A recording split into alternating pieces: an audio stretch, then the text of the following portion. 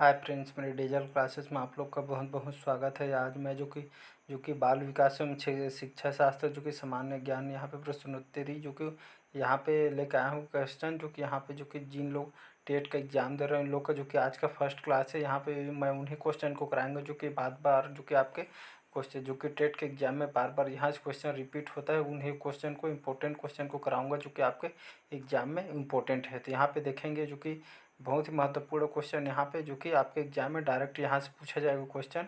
तो चलिए बढ़ते हैं यहाँ पे जो कि बाल विकास एवं शिक्षा शास्त्र यहाँ से क्वेश्चन यहाँ पे कवर करेंगे। तो चलिए पहला क्वेश्चन, तो यहाँ पे जो कि बाल विकास से संबंधित जो कि महत्वपूर्ण प्रश्न यहाँ पे देखेंगे। तो विकास के अध्ययन के क्षेत्र में निम्नलिखित में से किसका अभूतपूर्व योगदान है? तो जो कि थार्नडाइक या पियाजे या स्किनर या डी मैकाले का। तो विकास के अध्ययन के क्षेत्र में जो कि आपको मुख्य रूप से पियाजे का जो कि अभूतपूर्व योगदान है, तो इसका बी ऑप्शन सही हो जाएगा। विकास के अध्ययन के क्षेत्र में जो कि पियाजे का जो कि अभूतपूर्व योगदान है, तो इसका बी ऑप्शन यहाँ पे सही है, या तो बी ऑप्शन सही हो जाएगा।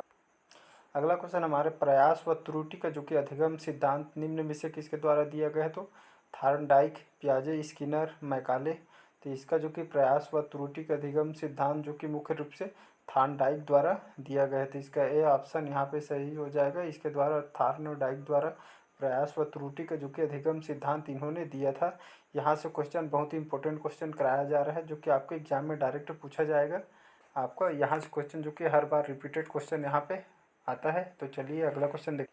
थर्ड क्वेश्चन है, डिस्लेक्सिया संबंधित है तो मानसिक विकार से, गणितीय विकार से या पठन विकार से या व्यवहारिक विकार से? तो डिस्लेक्सिया संबंधित है मुख्य रूप से पठन विकार से संबंधित हो, याद रखिएगा। डिस्लेक्सिया पठन विकार से संबंधित है, इसका सी ऑप्शन यहाँ पे सही हो जाएगा। बढ़ते हैं नेक्स्ट क्वेश्चन तरफ। विशेष रूप से ज़रूरतमंद बच्चों को होना चाहिए तो दूसरे सामान्य बच्चों के साथ विशेष विद्यालयों में विशेष बच्चों के विकसित विधियों द्वारा, विशेष विद्यालयों में विशेष शिक्षकों द्वारा। तो विशेष रूप से ज़रूरतमंद बच्चों को होना चाहिए मुख्य रूप से दूसरे सामान्य बच्चों के साथ जो कि होना चाहिए, तो इसका ए ऑप्शन यहाँ पे सही हो जाएगा। बढ़ते हैं नेक्स्ट क्वेश्चन तरफ। शिक्षा की किंडर गार्डन पद्धति का प्रतिपादन किसने किया? तो टीपी नन ने, स्पेंसर ने या फ्रोबेल ने या जो कि मॉन्टेसरी ने? तो शिक्षा की किंडर गार्डन पद्धति का प्रतिपादन जो कि मुख्य रूप से फ्रोबेल ने किया था। तो याद रखिएगा, शिक्षा की किंडर गार्डन पद्धति का प्रतिपादन जो कि फ्रोबेल ने दिया था, तो इसका सी ऑप्शन यहाँ पे सही हो जाएगा।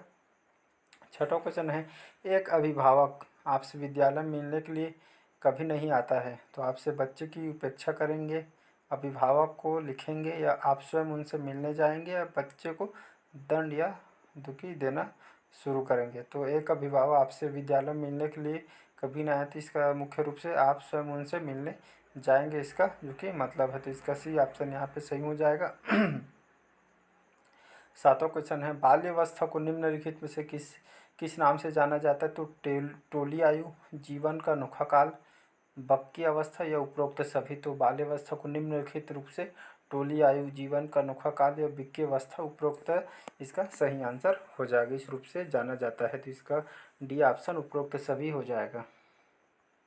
आठवां क्वेश्चन है, अधिक विद्वानों के अनुसार बाल्यावस्था की अवधि होती है 5 से 10 वर्ष, 6 से 12 वर्ष, या 3 से 14 वर्ष, या 4 से 18 वर्ष? तो अधिक विद्वानों के अनुसार बाल्यावस्था की अवधि मुख्य रूप से 6 से 12 वर्ष की अवधि होती है बाल्यावस्था, तो इसका बी ऑप्शन सही है। जो कि आज का क्वेश्चन अगर आपको अच्छा लग रहा है क्लास, तो प्लीज़ लाइक, सब्सक्राइब, कमेंट कीजिए। ज़रूरतमंदों को तक कम से कम एक शेयर कीजिए ताकि उन लोग को भी भला हो सके, और जाके यहाँ पे बार बार रिवीजन करिए, वीडियो को बार बार देखिए ताकि आपको एग्जाम में कंफ्यूज नहीं होगा। बढ़ते हैं अगला क्वेश्चन। मैं कौन हूँ, मैं क्या हूँ, मैं कुछ भी हूँ जैसी प्रबल सूचक बालक के किस अवस्था की होती है? तो किशोरावस्था, शैशवावस्था, बाल्यावस्था, या डी इनमें से कोई नहीं? तो मैं कौन हूँ, मैं क्या हूँ, मैं कुछ भी हूँ जैसी प्रबल जो कि सूचक बालक के यह अवस्था जो कि किशोरावस्था की होती है, तो इसका ए ऑप्शन सही हो जाएगा, किशोरावस्था। अगला क्वेश्चन है, एक नवजात शिशु का भार लगभग कितना होता है? तो 6 पाउंड, 9 पाउंड, 8 पाउंड या 12 पाउंड? तो एक नवजात शिशु का भार मुख्य रूप से 9 पाउंड के बराबर होता है, तो इसका बी ऑप्शन सही हो जाएगा। एक नवजात शिशु का भार 9 पाउंड होता है, बी ऑप्शन इसके सही हो जाएगा। 11वां क्वेश्चन, सीखना विकास की प्रक्रिया है, यह कथन किसका है? तो थार्नडाइक, वुडवर्थ, स्किनर या पिलफोर्ड। तो सीखना विकास की प्रक्रिया यह कथन मुख्य रूप से वुडवर्थ ने दिया था। तो इसका भी ऑप्शन यही सही हो जाएगा। सीखना विकास की प्रक्रिया कथन मुख्य रूप से वुडवर्थ का है। तो इसका भी ऑप्शन सही हो जाएगा। चिंतन की सबसे बड़ी पहचान निम्नलिखित में से क्या है? तो विचार, कल्पना, सृजनात्मकता या समस्या समाधान। तो चिंतन की सबसे बड़ी पहचान निम्नलिखित मुख्य रूप से समस्या का समाधान है। तो इसका डी ऑप्शन सही हो जाएगा। 13वां क्वेश्चन है, बालक का विकास परिणाम है वंशानुक्रम, वंशानुक्रम व वातावरण की अंत की क्रिया का या आर्थिक कारकों का। तो बालक का विकास का मुख्य परिणाम है वंशानुक्रम व वातावरण की अंतः क्रिया का। तो इसका सी ऑप्शन सही हो जाएगा। अगला क्वेश्चन, मानसिक विकास को प्रभावित करने वाला कारक कौन से होते हैं? तो वंशानुक्रम, परिवार का वातावरण, परिवार की सामाजिक स्थिति या उपरोक्त सभी। ते ए बी सी तीनों सही हो जाएगा। मानसिक विकास को प्रभावित करने वाले मुख्य कारक होते हैं वंशानुक्रम, परिवार का वातावरण भी जरूरी है, और परिवार की सामाजिक स्थिति भी, जो कि मुख्य रूप से कारक होते प्रभावित करने वाले। तो उपरोक्त सी बी डी इसका सही आंसर हो जाएगा। शिक्षक और विद्यार्थी के मध्य संबंध होना चाहिए स्नेह का, विश्वास का, सम्मान का। तो शिक्षक और जो कि विद्यार्थी के मध्य संबंध स्नेह का, विश्वास का और सम्मान का, तीनों का जो कि संबंध होना चाहिए। तो इसका डी ऑप्शन सही हो जाएगा। 16वां क्वेश्चन, बालकों में अधिगम के विकास में निम्न में से सबसे महत्वपूर्ण क्या है? तो व्यस्त विद्यालय कार्यक्रम, अधिक पाठ्य पुस्तकें, अधिगम उत्प्रेरित वातावरण या उत्सुक माता पिता। बालकों में अधिगम के विकास में निम्न से महत्वपूर्ण, तो यहाँ पे अधिगम उत्प्रेरित वातावरण है। तो इसका सी ऑप्शन सही हो जाएगा। नेक्स्ट क्वेश्चन है, जन्म के समय बालक में हड्डियों की संख्या कितनी होती है? तो 270, 206, 250 या 235। तो जन्म के समय बालक की हड्डियों की संख्या लगभग 270 की होती है। तो याद रखिएगा, जन्म के समय बालक की हड्डियों की संख्या 270 जो कि होता है। तो इसका ए ऑप्शन यहाँ पे सही हो जाएगा। अगला क्वेश्चन देखते हैं, वह कौन सा बाह्य कारक है जो एक बच्चे को कक्षा में रुचि लेने से रोकते हैं? तो भावना और मनोभाव, संस्कृति और प्रशिक्षण, बच्चे का दृष्टिकोण या लक्ष्य प्रयोजन। तो संस्कृति और प्रशिक्षण जो कि यहाँ जो कि बाह्य कारक जो एक बच्चे को कक्षा में रुचि लेने से रोकते हैं। तो इसका बी ऑप्शन सही हो जाएगा। संस्कृति और प्रशिक्षण मुख्य रूप से रुचि लेने में रोकते हैं। तो इसका बी ऑप्शन सही हो जाएगा। अगला क्वेश्चन, हमारे दूसरे वर्ष के अंत तक शिशु का शब्द भंडार हो जाता है 100 शब्द, 60 शब्द, 50 शब्द, 10 शब्द। तो दूसरे वर्ष के अंत तक शिशु का शब्द भंडार लगभग 100 शब्द का हो जाता है। तो इसका ए ऑप्शन यहाँ पे सही हो जाएगा। शर्म और गर्व जैसी भावना का विकास किस अवस्था में होता है? तो शैशवावस्था, बाल्यावस्था, किशोरावस्था या वृद्धावस्था। तो शर्म और गर्व जैसी भावना का विकास लगभग बाल्यावस्था में होता है। तो इसका भी ऑप्शन सही हो जाएगा। बाल्यावस्था में जो कि शर्म और गर्व जैसी भावना का विकास यह अवस्था हो जाता है बाल्यावस्था में। अगला क्वेश्चन है, शैशवावस्था की मुख्य विशेषता क्या नहीं है? तो सीखने की प्रक्रिया में जिज्ञासा की प्रवृत्ति, तीव्रता, चिंतन प्रक्रिया, अनुकरण द्वारा सीखने की। तो शैशवावस्था की जो कि मुख्य विशेषता क्या नहीं है पूछ रहे, तो यहाँ पे जो कि तो इसका सी ऑप्शन यहाँ पे सही हो जाएगा। चिंतन प्रक्रिया जो कि इसका विशेषता नहीं है। तो इसका सी ऑप्शन सही हो जाएगा। अगला क्वेश्चन है, सामान्य अर्थ में सीखने की प्रक्रिया का मंद या समाप्त होना कहलाता है सीखने का पठार, सीखने का स्थानांतरण, सीखने का वक्र या इनमें से कोई नहीं। तो सामान्य अर्थ में सीखने की प्रक्रिया का मंद या समाप्त होना कहलाता है सीखने का वक्र कहलाता है। इसका सी ऑप्शन यहाँ पे सही हो जाएगा। शिक्षा मनोविज्ञान सहायक है स्वयं को समझने में, बालकों को समझने में, शिक्षण विधियों के चयन में या संपूर्ण शैक्षिक प्रक्रिया में। तो शिक्षा मनोविज्ञान सहायक होते हैं स्वयं को समझने में सहायक होते हैं। शिक्षा मनोविज्ञान स्वयं को समझने में सहायक है। तो इसका ए ऑप्शन यहाँ पे सही हो जाएगा। अगला क्वेश्चन है, तुम मुझे एक बालक दो, उसे मैं डॉक्टर, वकील, अध्यापक कुछ भी बना दूंगा। कथन है थॉर्नडाइक का, ब्रूनर या वाटसन या वुडवर्थ का।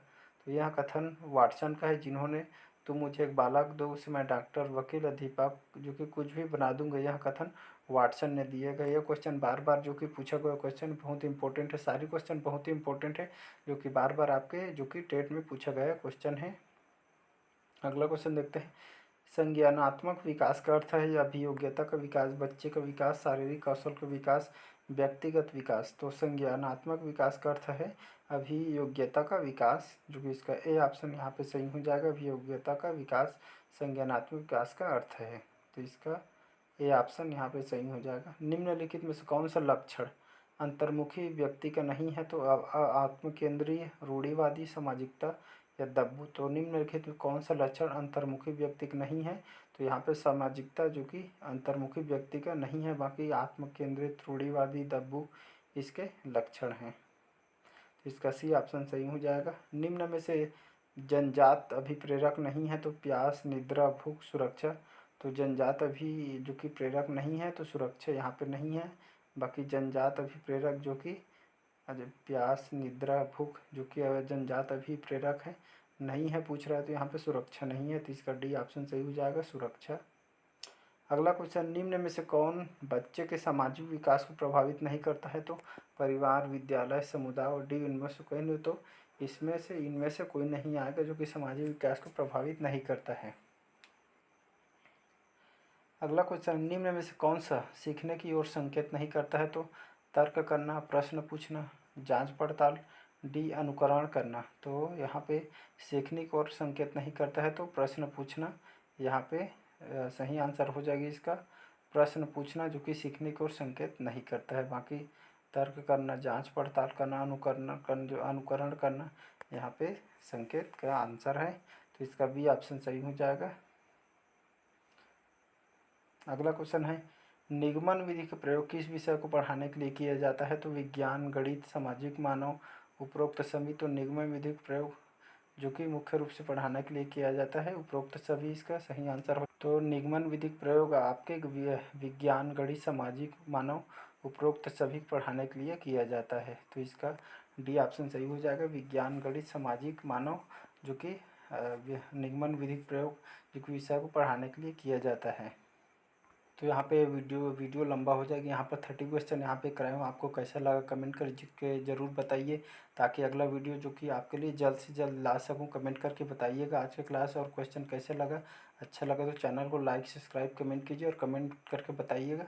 तो कल जो कि आपका वीडियो लाया जाएगा। तो चलिए बस आज के लिए इतना ही। Thank you.